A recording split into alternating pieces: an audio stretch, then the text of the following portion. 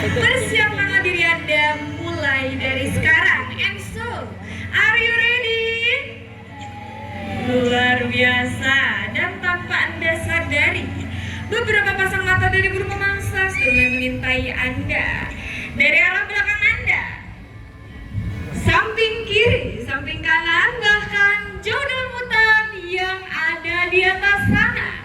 Mereka akan muncul apabila melihat sesuatu hal yang menarik perhatiannya.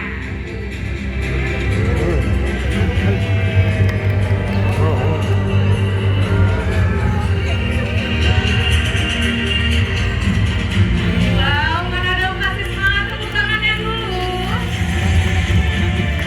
Inilah dia burung pemangsa dari jenis elang laut putih yang memiliki nama latin Halianthus leopoldgaster dari genus Halianthus.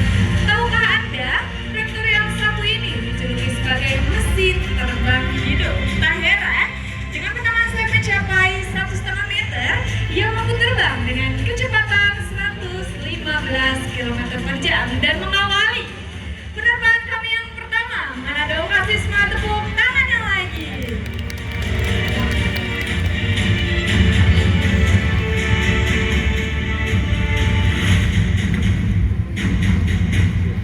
Dan ketika musim berkembang biak telah tiba, mereka akan membuat sarang di atas pepohonan yang cukup tinggi dan tak jauh dari perairan. Dengan menggunakan ranting-ranting kering serta dedaunan sebagian sarangnya tersebut. Dan ia pun sangat memprotek sarangnya dari berbagai macam gangguan. Anda lihat, ada seseorang yang mengganggu sarang dari burung pemangsa. Apa respon sang pemilik sarang? Apakah dia diam itu saja ataukah sebaliknya? Dan bisa Anda lihat,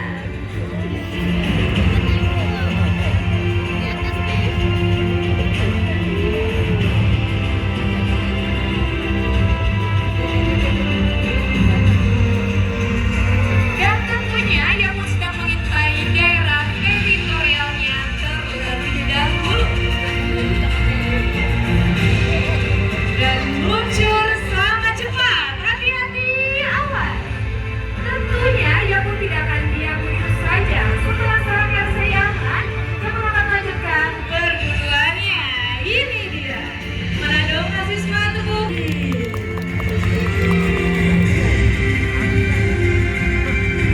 Bisa terlihat para pengunjung bagaimana kepiawaian dari raptor yang satu ini ketika sedang berburu ikan yang ada di atas permukaan air. Bahkan ia mampu menangkap mangsanya yang berukuran 1,5 dari bobot tubuhnya sendiri dan langsung membawanya ke udara. Dan inilah sosok raptor terbesar yang ada di Indonesia. Di Indonesia, khususnya di kawasan Sunda Besar, mereka sering kita jumpai di daerah Kalimantan dan Sumatera.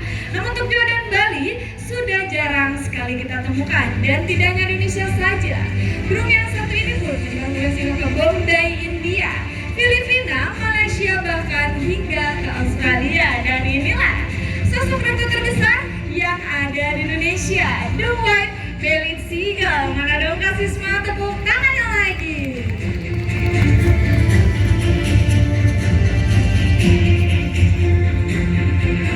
Oke para pengunjung, untuk burung pemangsa tentunya tidak dari jenis burung elang saja.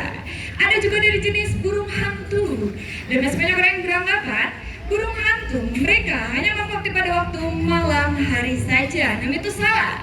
Melainkan burung hantu mereka beraktif pada siang ataupun sore hari dengan mempergunakan indera pendengarannya yang sangat tajam. Dan selain itu, burung hantu mereka memiliki sifat oportunis, yaitu selalu mengambil keuntungan dari satwa-satwa yang lainnya. Dan biasanya mereka bersarang di lumpur padi, bahkan di lubang-lubang pohon. Ini dia burung hantu dari jenis barn owl, serat Jawa, tipe alba dalam bahasa Latinnya.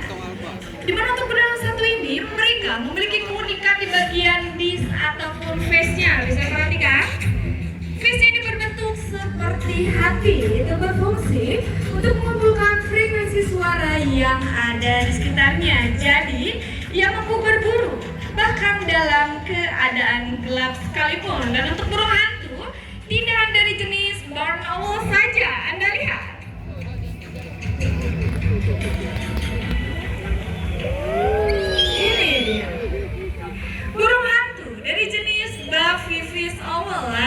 ketupat-ketupu dalam bahasa Latinnya. Dan seperti namanya, burung yang satu ini sering memangsa ikan, katak kadal, dan juga makhluk air lainnya. Dan tahukah para pengunjung, burung hantu mereka terbang tanpa mengeluarkan suara loh. Kita akan buktikan bagaimana suara dari kepakan sayapnya ini nyaris tidak terdengar.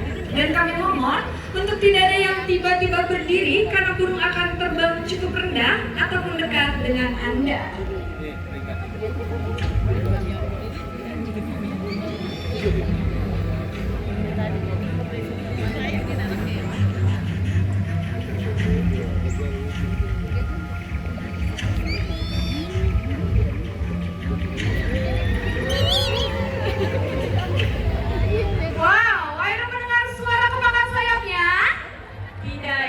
Nyaris tidak terdengar. Itu dikarenakan mereka memiliki jumbai yang berbentuk seperti sisir yang berada di kedua ujung bulu sayapnya, dan jumbai tersebut berfungsi untuk membuyarkan frekuensi suara sehingga ketika sedang melakukan aktivitas terbangnya, suara dari kepakan sayapnya ini nyaris tidak terdengar, datang dan pergi senyap layaknya seperti hantu. Dan untuk burung hantu Taman Safari Indonesia, mana dong kasih semangat tepuk tangannya lagi.